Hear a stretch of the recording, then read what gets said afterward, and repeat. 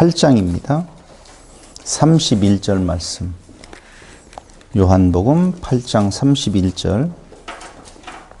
그러므로 예수께서 자기를 믿은 유대인들에게 이르시되 너희가 내 말에 거하면 참으로 내 제자가 되고 진리를 알지니 진리가 너희를 자유롭게 하리라. 지난 시간 이어서 진리를 알지니 진리가 너희를 자유롭게 하리라. 이 말씀이 예수님께서 이 땅 위에 진리로 오셨다라고 하는 것을 선포하는 것이죠. 진리로 오신 예수님. 그런 그 진리로 오셔서 진리로 오셨기 때문에 진리를 선포하시는 예수님, 진리를 말씀하시는 예수님이라고 계속적으로 지금 선언하고 있습니다. 그런데 진리로 오셨어요. 근데 그 진리 안에 거하면 그 진리 안에 거하는 자는 제자가 되고 자유케 된다. 이건 명제예요. 뭐 특별한 다른 것이 없어요. 예수님께서 그냥 명제를 지금 던지는 거예요. 그런데 거기 진리로 오신 예수님께서 하시는 말씀이 뭐냐면 내 아버지에게서 본 것을 말한다. 그러니까 진리로 오신 예수님이 그 진리의 말씀을 선포하시는데 그 진리는 내 것이 아니라 내 아버지에게서 본 것이다. 그럼 여기에서 뭘 대비시키고 있느냐면요. 예수님은 아버지에게서 본 것을 지금 말하고 있어요. 그럼 유대인들은 무엇을 말하고 있는 건가? 그 아비에게서 들은 것을 말한다는 거예요. 그러니까 달라요. 자녀는 아버지에게서 배운 것, 본 것을 말하고 행동할 수밖에 없잖아요. 당연하죠. 근데 예수님께서 지금 이 땅 위에 오셔서 진리를 말하는 것은 당신의 것을 말하는 것이 아니라 아버지의 것. 이렇게 말하는 이유가 도대체 뭐냐? 그건 내가 아버지다는 거예요. 뭐 그런 표현이에요. 내용은. 그래서 아버지에게서 본 것을 내가 지금 말하고 있고 너희들은 너희 아버지에게서 본 것을 말한다. 아니, 그들은 그 아비에게서 들은 것을 말한다라고 하는 거예요. 그러니까 달라요. 법은 하나로 주어졌는데 그 법의 진짜 의미는 아버지만이 알고 있겠죠. 아버지가 당신이 그 말씀을 법을 주셨을 때에는 그 법을 통해서 뭔가 들려주려고 하는 선포되는 메시지가 있을 거란 말이에요. 근데 그 메시지를 받은 유대인들, 그의 조상들은 자기들이 그걸 들었었을 때에 그 듣는 것을 자기들 나름대로 해석한 것을 자녀들에게 계속적으로 지금 전승해주고 있다는 거예요. 그런 차이가 있다는 것을 예수님께서 말씀을 하고 있지요. 그럼 유대인들은 그들 아비에게서 들은 것을 행하는데 그게 8장 38절이에요. 38절 한번 보세요. 나는 내 아버지에게서 본 것을 말하고 너희는 너희 아버지에게서 들은 것을 행하느니라. 굳이 말하고 행한다라고 하는 표현을 왜 좀 달리 했을까라고 하는 생각도 해보고 있어요. 행한다, 뭐가 들어가는 것 같아요? 자기의 의가 들어가는 것 같은 느낌을 받잖아요. 그러니까 율법이 오면 그 말을 듣고 내가 행함으로 나의 의를 쌓으려고 하는 인간적인 모습을 지금 드러내고 있다. 그런데 예수님께서는 말한다라고 이야기를 하잖아요. 선포라고 하는 개념은 너희에게 그 율법적인 것을 행함으로 말미암아서 너희의 의를 이루라는 것이 아니다. 어떤 진리를 지금 말씀해주고 있는 것이다. 그 말이죠. 이걸 다른 말로 이야기하면 생명은 율법의 조항을 지키는 데 있는 것이 아니다는 것을 지금 예수님은 말씀해주고 있는 거예요. 그러면서 아비에게서 들은 것을 행한다라고 이야기할 때 그 아비가 도대체 누구냐? 그럼 유대인들이 생각할 때 그의 아비는 아브라함을 비롯한 어떤 존재들이에요. 근데 예수님은 그의 아비를 아브라함이라고 칭하지도 아니하고 마귀가 너희의 아비다. 이렇게 지금 이야기를 하고 있죠. 어떻게 마귀가 그들의 아비가 되어질까 생각을 해본다면 마귀의 근원을 한번 거슬러 올라가 보면 에덴 동산에서의 옛 뱀의 존재란 말이죠.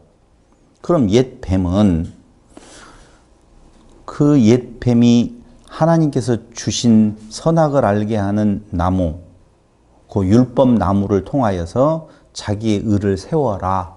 너희의 의를 드러내라. 너희가 그 조항을 지켜서 하나님이 될 수 있다라고 이야기를 한 근원적인 존재였었잖아요. 마귀라고 하는 존재가. 그런데 지금 예수님 앞에 있는 그 유대인들도 마찬가지로 율법을 통하여서 자기들의 행함으로 말미암아 자기의 의를 이루겠다라고 하는 존재들이기 때문에 아브라함이 진짜 너희의 아비였었다라고 보면 나중에 가서 나오는 내용이에요. 아브라함이 궁극적으로 추구했던 것은 그게 아니었었다는 것이죠. 그러니까 너희는 지금 아브라함을 조상으로 삼고 대단한 존재들인 줄로 알고 자기들의 의를 드러내려고 하지만 실질적으로 너희 그 마음에서 너희의 아비의 역할을 하는 것은 마귀, 사탄이 그 일을 지금 하고 있다라고 예수님께서는 말씀하고 있는 거예요. 그런데 이렇게 유대인들은 그들 아비의 들은 것을 행한다라고 이야기할 때에 아니 너희의 아비는 마귀다. 그러면서 8장 41절을 한번 보세요. 너희는 너희 아비가 행한 일들을 하는도다 라고 이야기를 하니 너희 아비가 행한 일들이 누가 행한 것이냐? 마귀가 행한 것을 행한다 라고 이야기하면서 대답하되 우리가 음란한 데서 나지 아니하였고 아버지는 한 분뿐이시니 곧 하나님이시로다. 자기들도 자기의 아버지를 아브라함으로 거슬러 올라가서 하나님이 자기의 아버지라고 생각하고 말하고 있는데 예수님의 말씀하시는 내용은 아니야. 너희 아비는 마귀야. 그런데 여기 한 분이시다라고 하는 하나님 한 분뿐이다라고 이야기할 때에 그것을 깨는 말씀이 너희 아비는 마귀다라고 하는 내용이거든요. 그러니까 우리는 마귀가 따로 밖에 있는 줄로 자꾸 생각을 해요. 어떤 영적 존재가 우리에게 그 못된 짓거리를 자꾸 유도해내고 하도록 만드는 존재를 마귀라고 생각을 하는데 그렇게 마귀 보는 사람이 있을까요? 봤다는 사람들이 가끔 나타나기는 해요. 가끔 마귀를 봤대. 사탄 귀신을 보았다라고 이야기를 해요. 여기에 있는 분은 본 적이 이렇게 하면 또 봤어도 봤다고 말을 못 하겠죠? 송집사님 봤어요? 아니 보고 싶었어요. 보고 싶었는데 봤다고 하니까 하도 봤다고 하는 사람 주위에 많이 있어요? 거기 조심해야 되겠다. 무리가 좀 이상한 무리인 것 같아요. 여러분 누군가가 한 사람이 그러한 체험을 했다라고 하면 그걸 부러워해가지고 그럴듯하게 들리는 것으로 인하여서 자기는 그런 경험이 없는데도 불구하고 진짜 대 진짜라고 이야기를 전개해 나아가요. 그게 그렇게 중요한, 마귀 존재는 중요하잖아요. 성경에서 얼마나 중요한 존재예요. 그런데도 성도들이 그런 마귀의 존재에 대해서 경험이 없다라고 보면 이건 좀 생각해 볼 필요가 있는 거라는 것이죠. 안 보기를 잘 하셨어요. 마귀를 보았다라고 하는데요.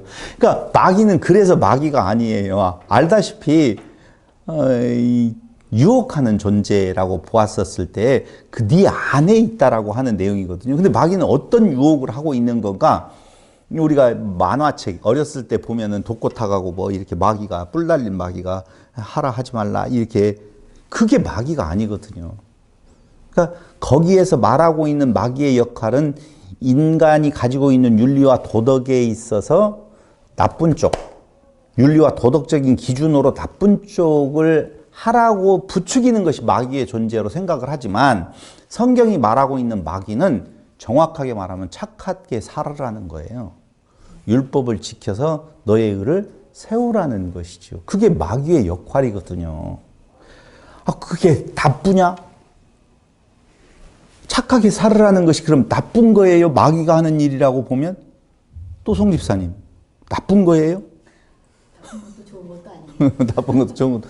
그건 인간과 인간 사이에 필요해서 지켜야 될 룰이에요. 그건 인간이 만들어 온 룰은 각 지역마다, 나라마다 각 다르게 적용이 되어진단 말이에요. 그걸 성경의 진리 안으로 가지고 와서는 아니 되어지거든요. 그런데 성경이 말하고 있는 바로 마귀의 역할, 그 유혹하는 것은 도리어 인간에게 있어서 윤리와 도덕적으로 보면 착하게 살아라, 선하게 살아라, 너의 의를 드러내라는 거예요. 제가 이런 이야기를 할 때마다 무슨 생각이 들어가냐면은 참 기준이 애매해서 일본과 한국의 기준으로 놓고 보면 이순신 장군이냐 도요토미 히데요시냐라고 이야기할 때 그게 머리 아프잖아요. 기준이 어디 있느냐에 따라서 달라요. 동물의 세계로 들어가서 많은 짐승들을 죽인 사자가 용맹한 거냐 아니면은 나는 고기는 먹지 않겠다라고 하면서 풀만 뜯다가 빼빼 말라서 죽는 사자가 훌륭한 거냐. 뭐가 훌륭한 사자예요? 그렇다 그 말이에요. 기준이 어디에 있느냐에 따라서 선과 악이라고 하는 것이 나누어지는데 사람들은 바로 그 율법이라고 하는 내용을 가지고 자기의 의를 세우려고 이야기를 할 때에 착하게 살아라, 선하게 살아라라고 하는 그것이 나쁜 것이 아니어서 성경의 내용으로 같이 그냥 묶어서 오늘 해석을 해버리는 경우가 너무나 많더라. 예수님께서는 하나님께 들은 진리를 말한다라고 선포를 해요. 8장 40절에 한번 보세요. 지금 하나님께 들은 진리를 너희에게 말한 사람이 나를 죽이려 하는도다. 그러니까 그들이 생각하고 있는 율법과 예수님께서 말씀하시는 진리에 대한 내용은 전혀 달라요. 그러면서 43절 또 보세요. 어찌하여 내 말을 깨닫지 못하느냐? 이는 내 말을 들을 줄 알지 못함이로다. 지금 예수님께서 계속 뭘 말하냐면 진리를 알지니 진리가 너희를 자유케 한다. 그런데 나는 진리를 지금 말하고 있다. 여러 번 지금 이야기를 하고 있어요. 43절 내 말을 깨닫지 못하느냐 내 말을 들을 줄 알지 못함이로다. 또 45절 내가 진리를 말함으로 너희가 나를 믿지 아니하는도다. 46절 너희 중에 누가 나를 죄로 책잡겠느냐 내가 진리를 말하는데도 어찌하여 나를 믿지 아니하느냐. 그러니까 예수님께서 말씀하시는 진리는 뭐냐면은 하나님께 들은 진리를 말한다는 거예요. 그러니까 하나님께 직접 들은 진리는 하나님이 말씀을 하셨기 때문에 그 말씀에 진위가 있다는 거죠. 진의예요, 진위예요. 진의가 있다는 거죠. 진의, 죄송해요. 진의가 있다는 것이죠. 그런데 너희들은 너희 아비에게서 들은 아브라함에게서 들은 것이 아니에요. 마귀에게서 들은 거하고 지금 비교하고 있다는 거예요. 그러니까 하나님께 들은 그 진리의 진의와 마귀가 너희에게 살살살살 유혹하기 위해서 말하는 진의가 다르다라고 하는 것이죠. 근데 사람들은 거의 대부분이 마귀가 하는 말의 그 진의로 따라가고 싶어 한다는 거죠. 이유는 단 한 가지예요. 사람은 자기의 의가 조금이라도 들어가지 아니하면 굉장히 힘겨워해요. 별로 기분 좋아하지 않는다니까요. 그러니까 오직 믿음으로 처음에 좋다고 이야기를 해요. 그런데 가면 갈수록 오직 믿음으로라고 하는 말 그 자체에 대해서 실증을 느낀다니까. 그러니까 믿음 플러스 어떤 행동의 가장 간단한 내용이 뭐냐. 율법에서 몇 가지만 가지고 오죠. 안식일을 잘 지키는 것. 그 주일로 치환해가지고 두 번째로는 하나님과 도덕질하지 마는 것. 세 번째는요. 별로 없어. 왜 꼭 두 가지만 그렇게 강조하는지 모르겠어요. 왜 그래요? 안식일을 지켜서 주일을 열심히 나와야만이 새가 확장이 되어지는 데에 안정을 갖잖아요. 두 번째로는요. 그놈의 돈 때문에 라고 하는 거예요. 두 가지는 꼭 율법에서 없애지 아니하고 가지고 와서 그걸 행해야만이 된다는 말들을 성도들은 오히려 좋아하더라. 그래서 내가 말하는 그 아버지께서 들은 진의 있는 진리와 너희 아비 마귀가 말했던 그 말의 진의가 다르다는 것이죠. 그래서 너희 아비는 마귀다라고 이야기를 하면서 욕심덩어리다 이렇게 말을 하는 거예요. 거기 한번 볼까요? 8장 44절 너희는 너희 아비 마귀에게서 났으니 너희 아비의 욕심대로 너희도 행하고자 하느니라. 마귀와 같다는 거예요. 그럼 마귀가 부추겼던 것은 자 율법을 지킴으로 말미암아 너도 하나님이 될 수 있어 라고 에덴 동산에서 이미 유혹을 했단 말이죠.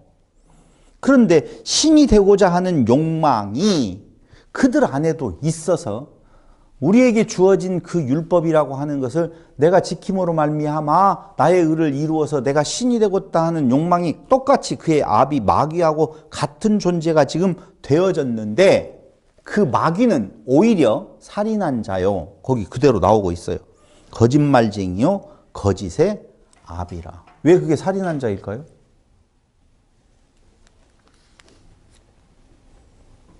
그냥 마귀는 무조건 살인한 자라고 하면 나쁜 것이니까 좋은 말이야. 왜 마귀가 살인한 자가 되어지느냐? 죽음의 길로 인도하는 거예요. 그러니까 오늘 이야기의 주제는, 여러분들은 잡았는지 안 잡았는지는 모르겠어요. 한번 물어보고 싶네요. 지금 예수님께서 8장 진리를 알지니 진리가 너희를 자유케 하리라 라고 하는 이야기를 지난 시간에 무엇에 관한 이야기라고 제가 말씀을 드렸어요.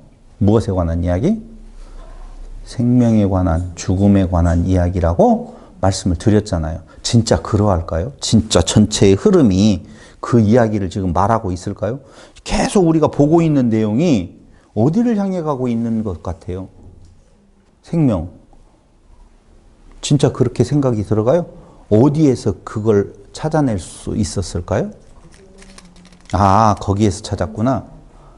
조금만 더 그럼 지켜보면서 예수님께서 이렇게 말씀하시는 그 끝에 결론이 무엇인가를 조금 후에 보여드리도록 하겠습니다. 그러면서 내 말을 지키면 영원히 죽음을 보지 않는다. 바로 나오잖아요. 51절.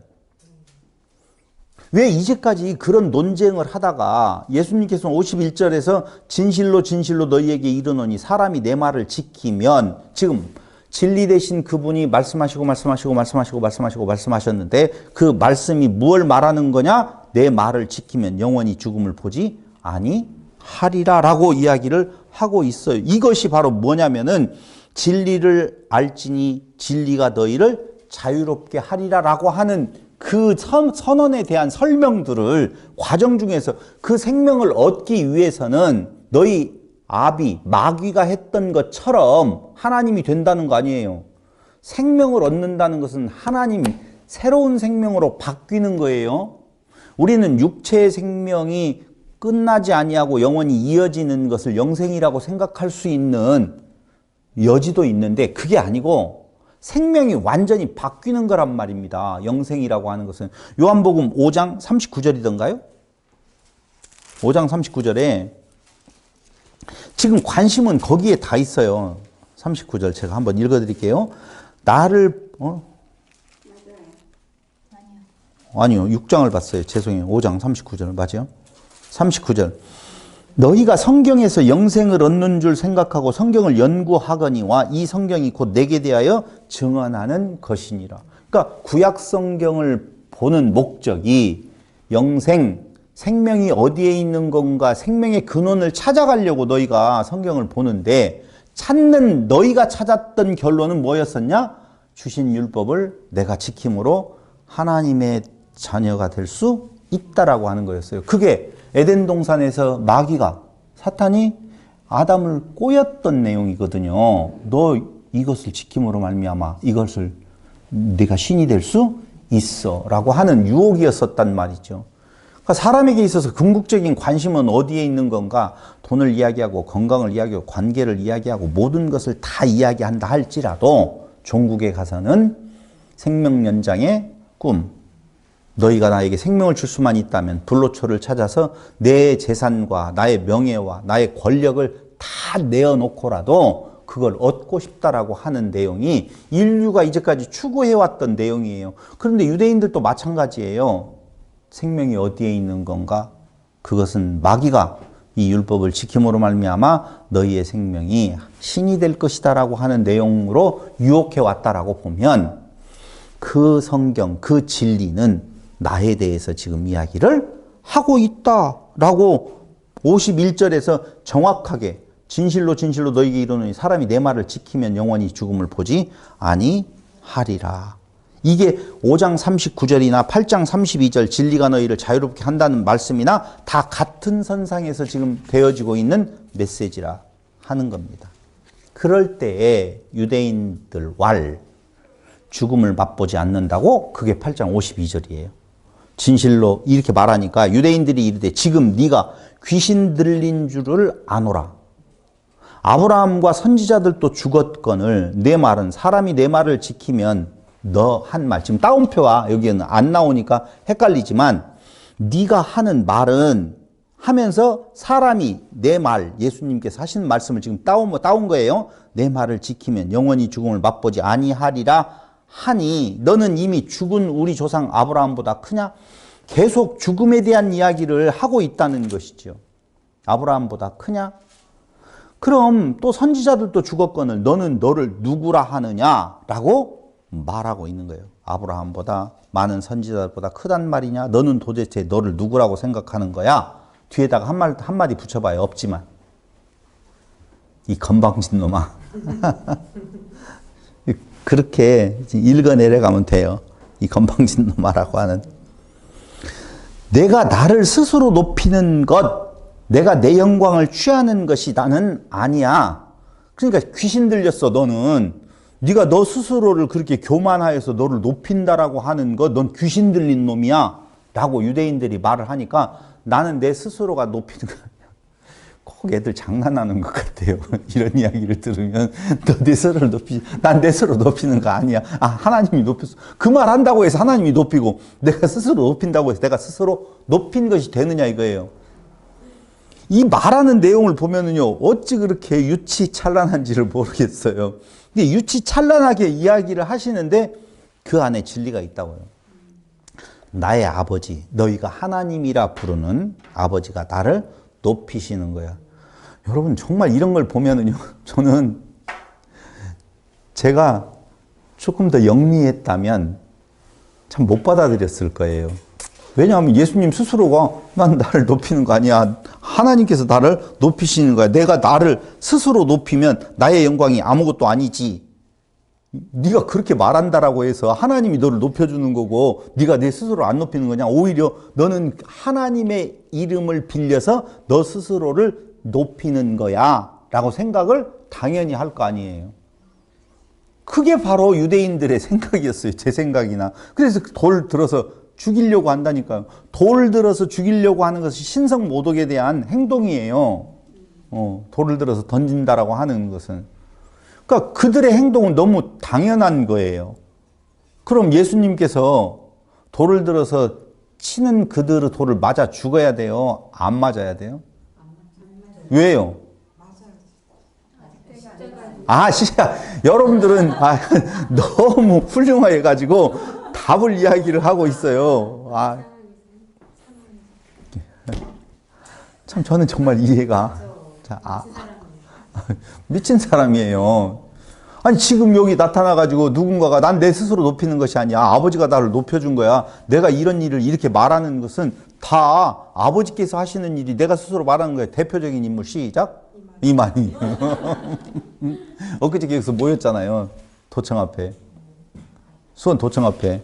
전라북도 도청 앞에 탄압한다고 그 경기도 누구예요? 도지사 들으라고 해가지고 걸기대 했잖아요. 중요한 건 아니에요. 그게 잘못된 거 아니잖아요. 당연히 그걸 너는 웃기는 거야. 너 스스로 네가 스스로 높이니 넌 돌에 맞아 죽어야 돼. 근데 이만희하고 예수님하고 이은재하고 다른 어떤 누군가가 자기가 신의 아들이라고 이야기를 할 때에 예수님이 신의 아들이 되어지는 그것에 대한 근거를 대라고요. 왜 그분이 지금 말씀하시는 나의 아버지가 나를 높이시는 거야. 내가 스스로 나를 높이면 나의 영광이 아무것도 아니지. 8장 54절이에요. 지금 제가 말씀을 읽어가고 있는 거예요. 8장 54절. 그거 보세요. 이렇게 나오죠. 예수께서 대답하시되 내가 내게 영광을 돌리면 내 영광이 아무것도 아니거니와 내게 영광을 돌리시는 이는 내 아버지시니 곧 너희가 너희 하나님이라 칭하는 그이시라. 너희는 그를 알지 못하되 나는 아노니 만일 내가 알지 못한다 하면 나도 너희같이 거짓말쟁이가 되리라. 나는 그를 알고 또 그의 말씀을 지키노라 라고 하는 내용이에요. 그러니까 너희는 하나님을 알지 못하지만 나는 그의 아들이기 때문에 그를 알고 그의 말씀을 지키는 거야. 내가 하나님을 모른다고 하면 그것이 거짓말이요 나는 거짓말쟁이가 되는 것이다. 이것이 선포라는 겁니다.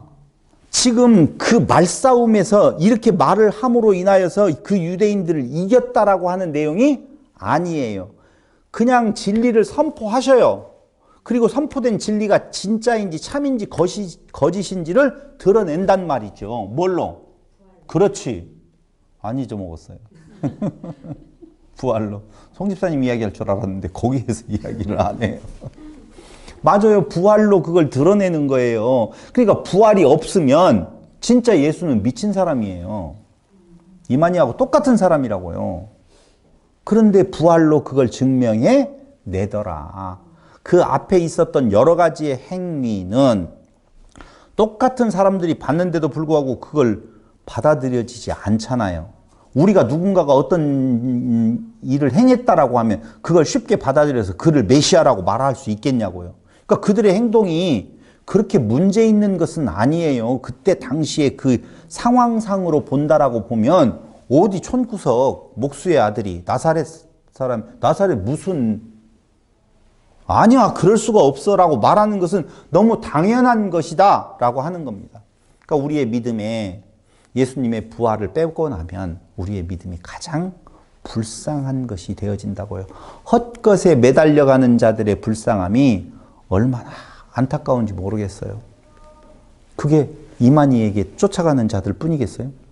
저거 어떻게 할지 모르겠어요. 여러분 이만희 죽을 거 아니에요. 죽어요 살아요? 당연히 죽겠죠. 진짜 살아있을 수도 있어요. 안 죽을 수도 있어요.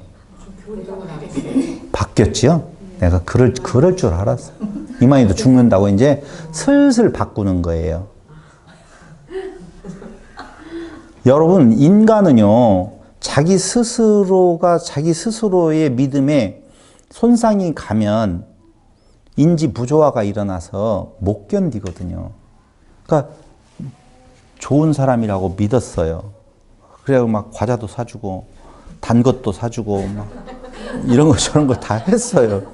근데 어느 날 갑자기 이은재 목사가 이상한 데에 연루가 되어져 가지고 술 먹고 운전하다가 뭐 어떻게 됐다라고 나와 있어요. 그럴 때에 그럴 수가 있어라고 말을 하면 믿은 자기가 상처를 받잖아요.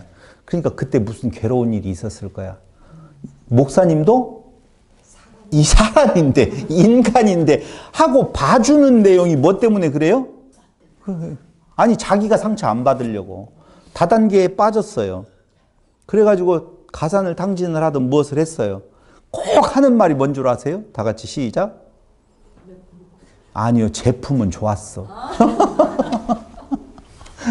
제품은 좋았대. 아니 제품 좋은 걸 뭘로 알아요? 죄송합니다. 진짜 이상한 이야기를 해서. 치약은요 제일 싼 거, 마모제가 별로 없는 거, 그게 제일 좋은 건데 뭘 썼더니 막 엄청나게 좋고 그런 거 하나도 없어요. 그러니까 사람들은 누군가에게 속임을 당하게 되어지면 그 사람 때문이 아니라 자기 자신이 상처를 받지 않으려고 그래도 원래 그 사람은 그렇게 나쁜 사람이 아닌데 세상이 그를 속였어 라고 한다든가 제품은 좋았어 뭐 이렇게 진지부조화에 대한 아픔을 씻기 위해서 그런단 말이에요. 그러니까 이만희나 다른 어떤 이단들도 마찬가지예요. 거기를 따랐던 사람들은 이만희 자체를 위해서가 아니라 자기가 그렇게 따랐던 상당히 예수를 믿는 사람들이에요. 믿었던 사람들이에요. 기성교인들이란 말이에요. 근데 기성교인들로서 아픔이 있었어요. 근데 그쪽을 뭔가 반해가지고 가서 10년 내지 20년 많게는 그렇게 가버렸는데 그걸 부정하게 되어지면 자기가 설 곳이 없잖아요. 그럼 자기 스스로가 자기를 죽이려고 셀프 킬링을 안 하려고 하면 어떻게 해야 돼요? 그 사람을 괜찮은 사람의 자리에다가 놓아둬야 된다 이거죠.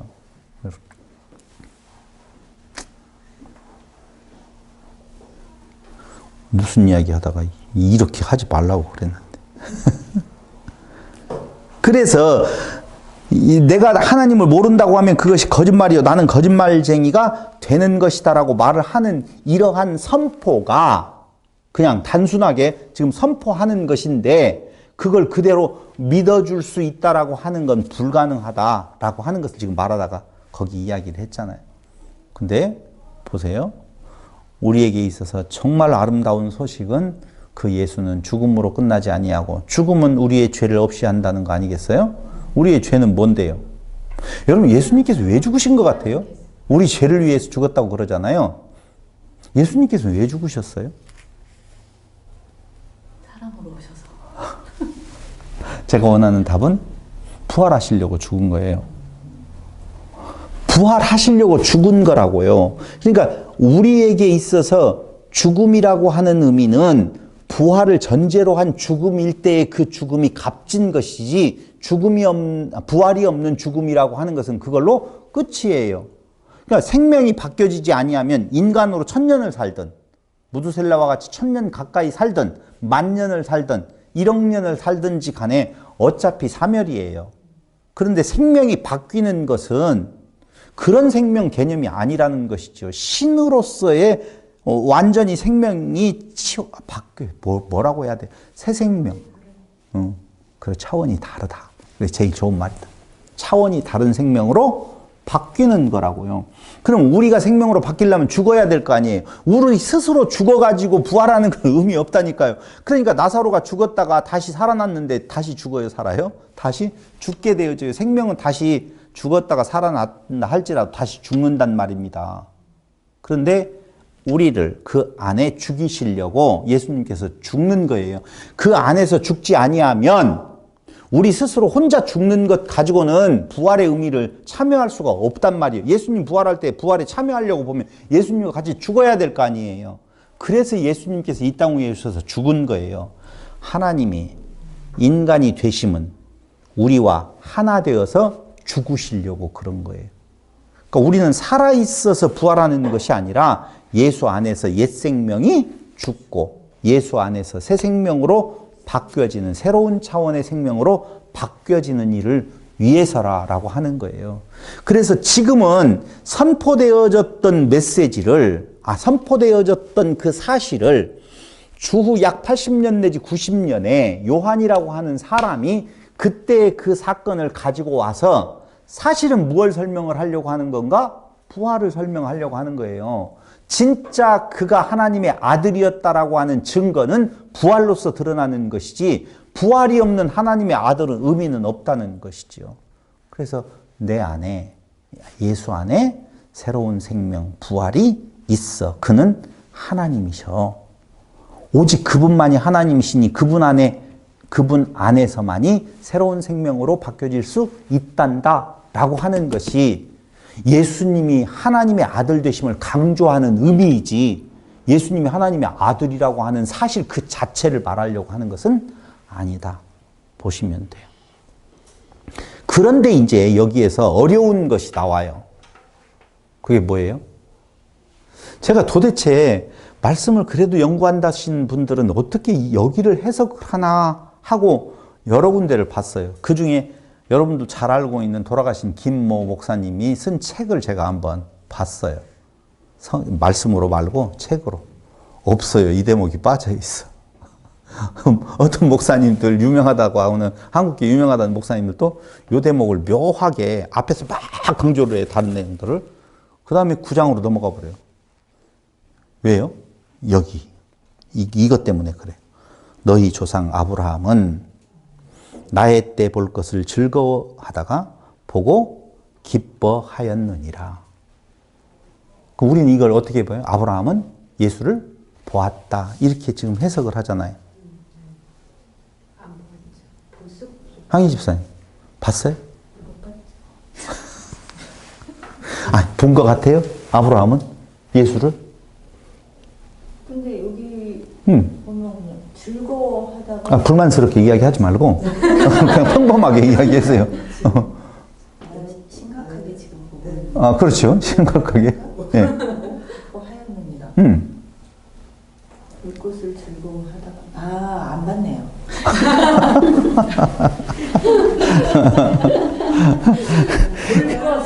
볼 것을 즐거워하다가 보고 기뻐하였느니라. 보고 기뻐했다는데요. 보고 기뻐했다는데.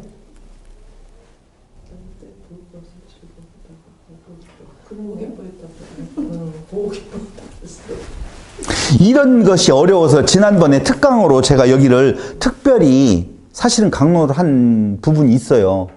그런데 안 들으셨겠죠? 아니 여기서는 세번역 성경에서는요. 예. 이거에 너희는 조상 아브라함은 나의 날을 보리라고 기대하며 즐거워하였고. 그렇게 대충 넘어가야지 뭐. 자요. 너희 조상 아브라함은 나의 때라고 이야기할 때 때를 헤메라라고 하는 단어를 쓴다고 예전에 이야기를 한번 했어요. 이 헤메라는 날이에요. 그러니까 아브라함은 나의 때 볼 것이지 나를 볼 것이라고 하는 내용은 성경에는 전혀 없어요. 때. 그럼 그 때가 뭐냐?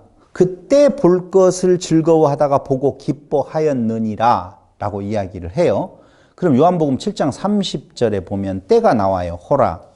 시간, 때, 타임. 마가복음 14장 35절 또 때가 나와요. 호라. 요한복음 12장 23절 때 호라가 나오시죠. 여기에서 때는 시간의 어느 한 부분을 가리키는 것이 아니에요. 그러니까 시간의 어느 한 부분을 가리킨다라고 보면 예수님이 이 땅에 오셔가지고 이런 일들이 일어날 거야 라고 하는 것을 미리 보았다. 이렇게 생각할 수가 있잖아요. 근데 그것을 가리키는 것은 아니고 예수님께서는 아브라함이 그리스도를 보고 즐거워했다고 하지 않으셨어요. 자기를 보고 즐거워했다고 안 했다니까요. 그 내용을 자세히 보시면. 그리고 그리스도의 날을 보고 즐거워했다고 말을 한 거예요. 그리스도의 날. 그러니까 구약성경 어디에도 그리스도의 죽으심과 관련된 구절, 즉 세상을 구원하시는 구세주로서의 메시아의 죽음을 보았다는 구절은 없어요. 그럼 도대체 이게 뭔가? 라고 하는 거예요. 그래서 이걸 조금 더 깊이 보면 유대 전승에 들어가 보면 이해가 쉽지만 거기까지 갈 이유가 하나도 없어요. 그래서 편안하게 말씀을 드리면 일단 아브라함이 나왔으니 아브라함이 도대체 무슨 말을 했는 건가를 대표적으로 좀 살펴볼 필요가 있다고 생각을 했어요. 그래서 창세기 12장 1절로 3절에 보면 한번 보시죠. 창세기 12장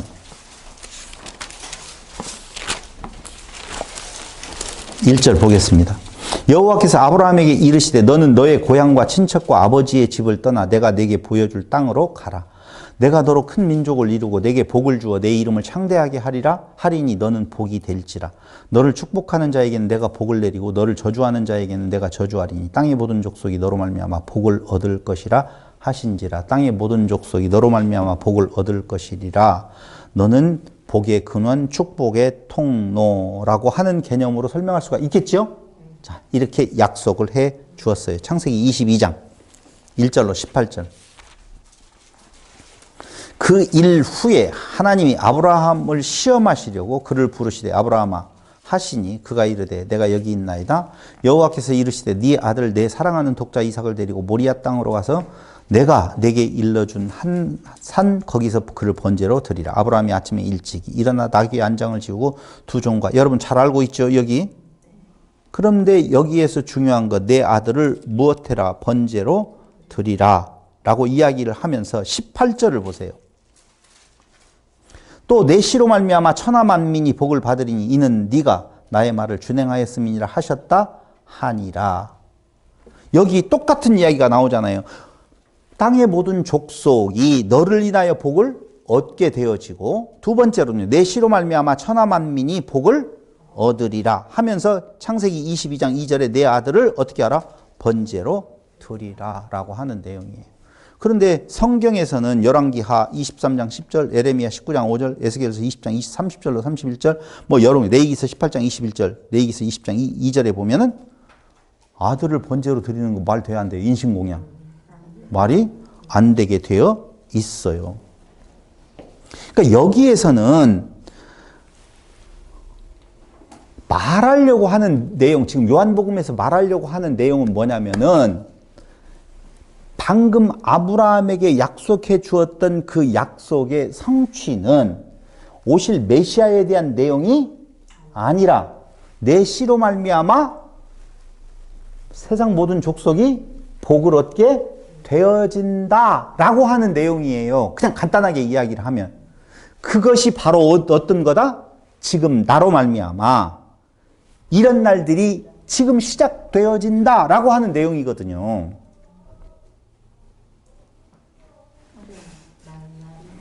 내가 어려울 줄 알았어요. 다시 지우세요. 다시 지우세요.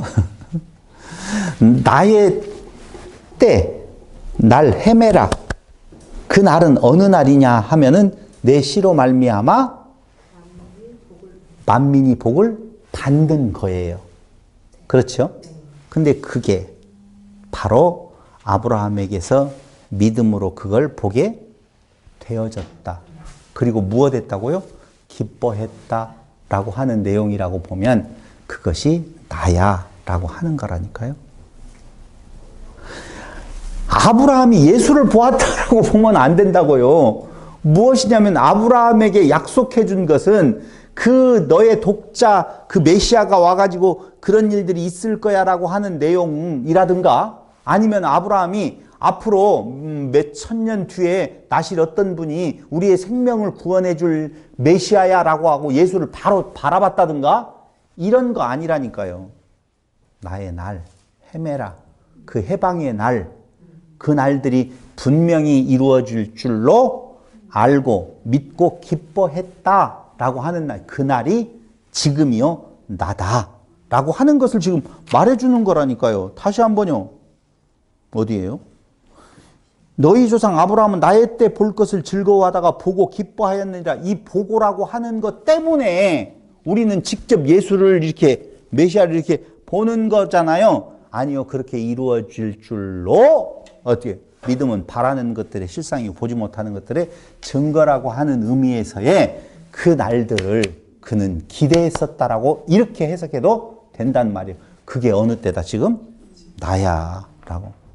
그러니까 바로 하는 것이 유대인들이 이르되 네가 아직 50도 못 되었는데 아브라함을 보았느냐라고 말을 해요. 아니 여기에서 왜 갑자기 50이라는 숫자가 나오죠? 네? 50이라는 숫자는 왜 나오냐고요? 그렇죠. 모르죠. 그러니까 보세요. 다시 한 번만 설명을 할게요. 아브라함은 어느 때를 지금 봐요. 기대해요. 근데 그 기대하는 그 출발점이 어디냐면 이삭의 출생이에요. 너로 인하여서 모든 족속이 복을 얻으리라라고 하는 내용의 첫 출발은 이삭이잖아요. 모리아산에.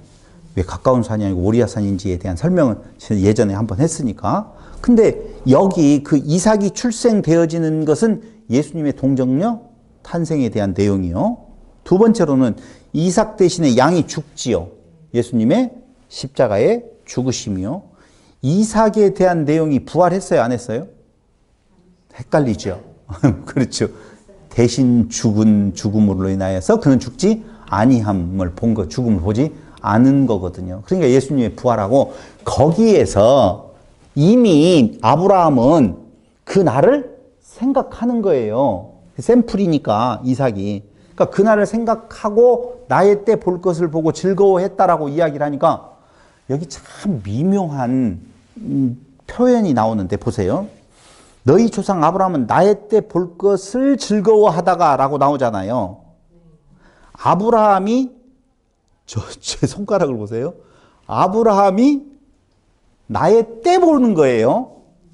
지금 관계가. 근데 그들이 말하는 건 유대인들이 이제 네가 아직 50세도 못 되었는데 아브라함을 보았느냐? 이제는 거꾸로 유대인들의 주장은 예수가 아브라함을 보는 거예요.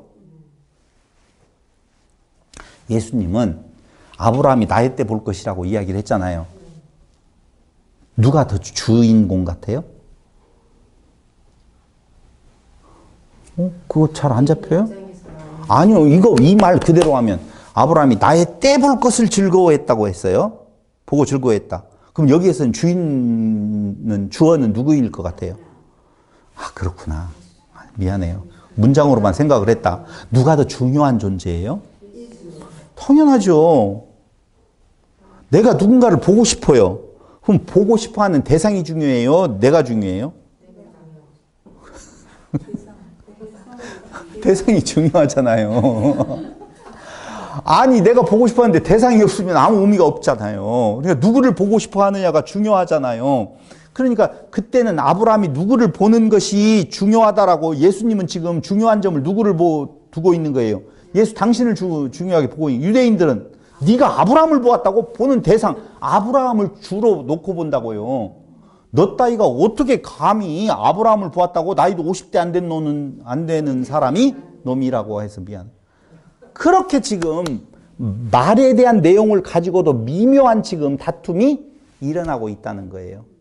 예수님은 자기를 중심으로 해서 내가 하나님의 아들 된다. 내가 주인공이에요. 근데 유대인들은 그렇지 아니하고 네가 아브라함을 보았다라고 하는 쪽에서 아브라함이 주인공 자리에 있다는 거예요. 그런데 너는 아직 몇 세도 안 됐느냐면 50세도 안 됐어요. 그럼 여기에서 50세 안 된 것이 감히 아니 예수님 나이가 지금 30몇 살이잖아요.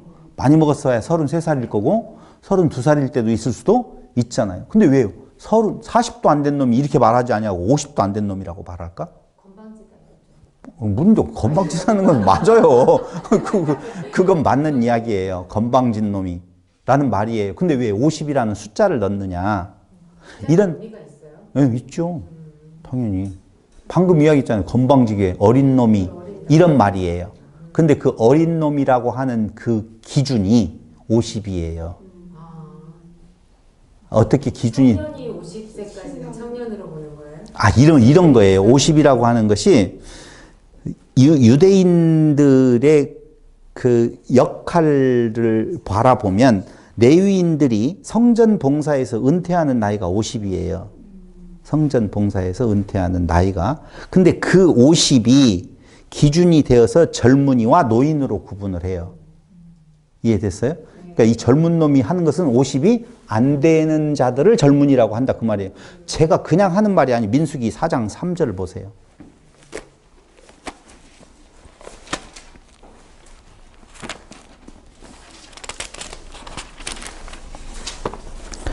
곧 30세 이상으로 50세까지 해마의 일을 하기 위하여 그 역사에 참가할 만한 모든 자를 계수하리라. 30에서 50세까지죠. 두 번째로는요. 39절. 4장 39절. 30세부터 50세까지 회막 봉사에 참여하여 일할 만한 모든 자라 라고 나오죠. 8장 24절로 25절.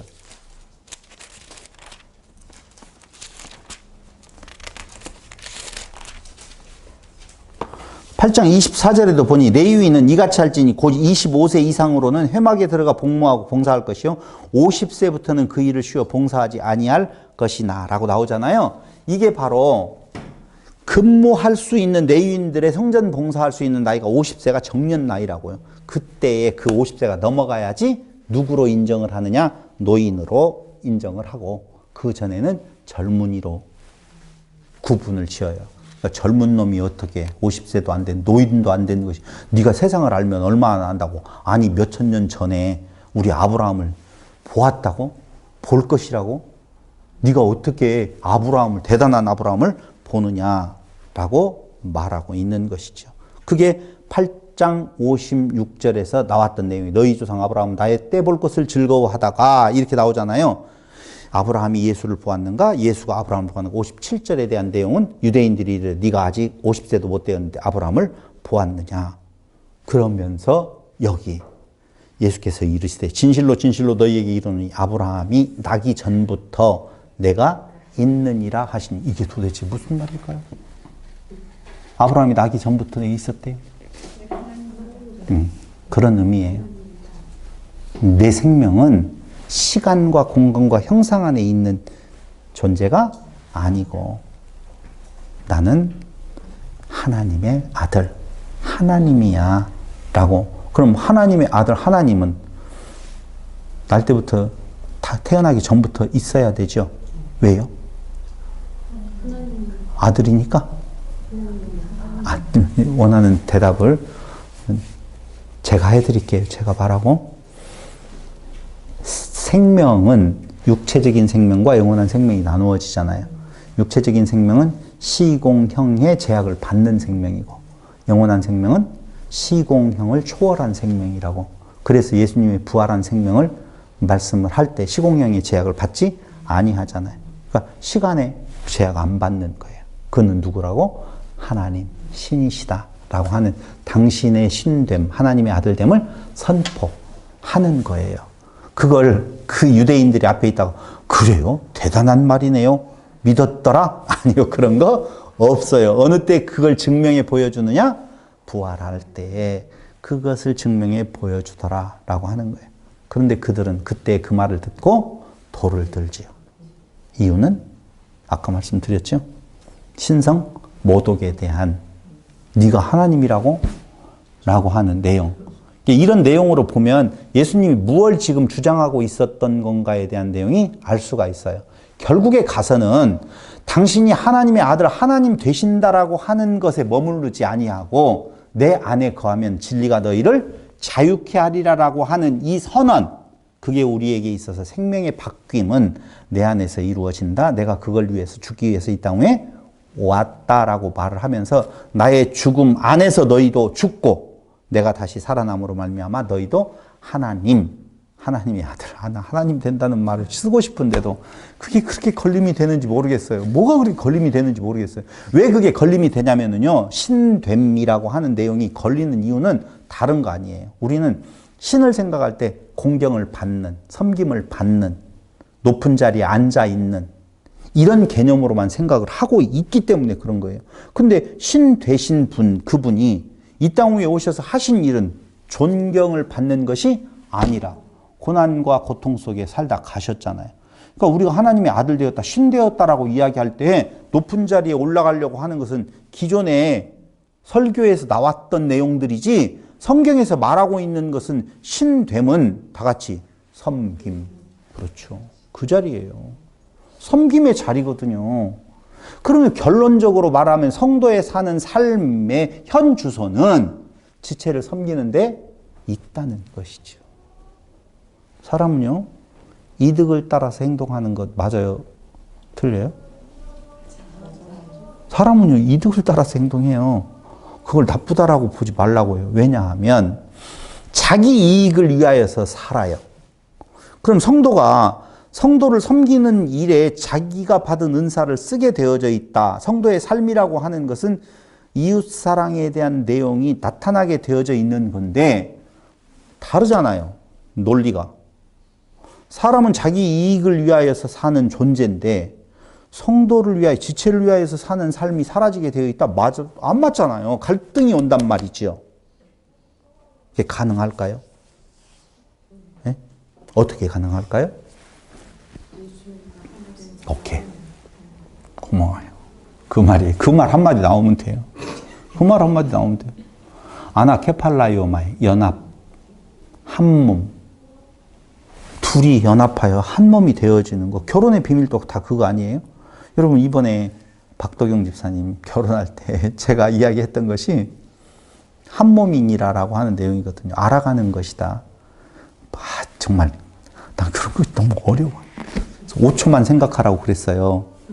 왜냐하면 한 사람이 한 사람 부모를 떠나서 만나게 되어지는 거, 이 진리 이야기하는 거예요. 박덕용 집사님 결혼 이야기하는 거 아니에요? 해요. 근데 사람이 사람을 섬기는 데 있어서 자기 이득을 위해서 하는데 그렇게 할 수가 없을 거 아니에요. 그런데 상대방의 행동이나 말을 5초만 생각을 해보면 그 사람의 입장이 되어지는 거예요. 그래서 창세기에 보면 동침하다라고 이야기할 때 그걸 야다, 알다라고 하는 건데 그 알아가는 것이 부부간의 결혼의 의미거든요. 그럼 알아간다라고 하는 것은 상대방이 된다는 거예요. 상대방이 내가 된다는 거예요. 그래서 둘이 합하여 하나가 되어진다. 한 몸이 될지니라. 이게 바로 비밀이라고 이야기하는 거거든요. 그러니까 둘이 서로 달랐던 거예요. 몰랐던 거예요. 아니 어떻게 하나님이 인간이 되어지고 인간이 하나님이 어떻게 될 수 있어요? 이건 안 되는 거라니까요. 그러니까 서로 알아가는 거예요. 그래서 결국은 완벽한 하나로 서로 간에 서로가 완벽한 그게 동침이라는 거예요. 그게 결혼의 비밀. 이게 결혼으로 시작하고 결혼으로 끝나요. 성경은. 진짜인지 알죠? 결혼으로 시작하고 결혼으로 끝나게 되어져요. 이게 혼인잔치란 말이죠. 그 혼인잔치는 하나됨인데 결국은 어떤 것이 하나 되는 건가? 하나님이 우리를 완벽히 아는 것은 아는 거예요. 우리가 하나님을 알아가는 거예요. 그런데 그 알아가는 과정에서 5초만 생각을 해보라는 거예요. 하나님이 나에게 이런 과정을 주셨을까? 생각을 해보면 사랑하는 자에게 주는 의미는 분명히 이유가 있다는 거예요. 왜 이렇게 나를 힘들게 하시지? 그 힘든 것은 내 입장에서 내 육체로 보니까 힘든 것이지 하나님에게 있어서는 그게 오히려 하나됨에 더 가까이 되어지는 나를 알게 하는 하나님의 섭리라고 하는 거예요. 그래서 그 섭리를 우리가 생각을 해본다라고 보면 지금도 마찬가지예요. 성도와 성도 간에 하나 되어지는 내용. 궁금하잖아요. 사실은. 지체가, 내 지체에 대해서 내가 매번 얼굴을 보면서 잘생겼냐, 못생겼냐, 머리카락 하나가 이쪽으로 갔냐, 이쪽으로 갔냐, 얼마나 신경을 많이 써요. 그러는 것처럼 너와 내가 하나 되어질 때에 그때가 바로 내 이득이 되는 거라고요. 자기 이득을 위해서 행동하는 건 하나님께서 당신의 이득을 위해서 행동을 해요. 마귀의 이득을 위해서 행동을 해요. 말도 안 된다. 하나님은 당신 자충족자예요. 당신의 만족을 위해서 일하셔요. 그런데 그분이 하시는 일이 우리로 하나님의 자녀되게 만드는 것은 당신이 싫어하는 일을 하는 것이 아니라 당신이 이득되어지는 일들을 하고 그것이 바로 왜 그러는 건가? 한 몸이기 때문이다 라고 하는 겁니다. 우리 성도들 간에도 마찬가지예요. 믿는 것과 하는 것에 하나 된 자들의 그 서로 돌봄이 앞으로 살아가면서 남은 날에 우리의 삶의 모습이 되어지기를, 발자취가 되어지기를 바라면서 다음 시간 이제 갑자기 무슨 사건이 일어나요? 소경이 눈 뜨는 사건이 일어나요. 제일 궁금한 것이 어떤 거예요? 또 그렇구나. 또 흙은 무슨 성분이 있어서 흙에다가 침을 바르면 또 이렇게 나올까? 이런 것들이 우리네들의 궁금증을 자아내게 되어 있는데 한번 잘 미리 보시고 여기에서는 도대체 7가지의 표적 중에 또 한 가지의 표적이 나타나는 이걸 요한이 끄집어다가 굳이 여기 기록한 의미가 무엇인지를 한번 생각해보는 한 주간이 되기를 바라면서 오늘 말씀 마칩니다. 기도드리겠습니다. 죽음을 맛보지 않기를 원하는 인간들의 마음속에 여러 가지의 인간들이 찾을 수 있는 방법들을 찾지만 생명의 전환은 그 생명의 근원 되시는 분 외에는 절대로 이루어질 수 없음을 다시 한번 확인해 보았습니다. 그리스도 안에서 죽고 그리스도 안에서 다시 살아 이제는 새로운 생명으로 거듭난 우리들이 이 땅에서 마지막 삶이 우리 앞에 놓여질 때까지 지체들을 위하여서 자기 몸된 자기의 이득을 위하여서 살아가는 우리 성도들이 되게 하여 주시기를 예수님의 이름으로 기도드립니다. 아멘.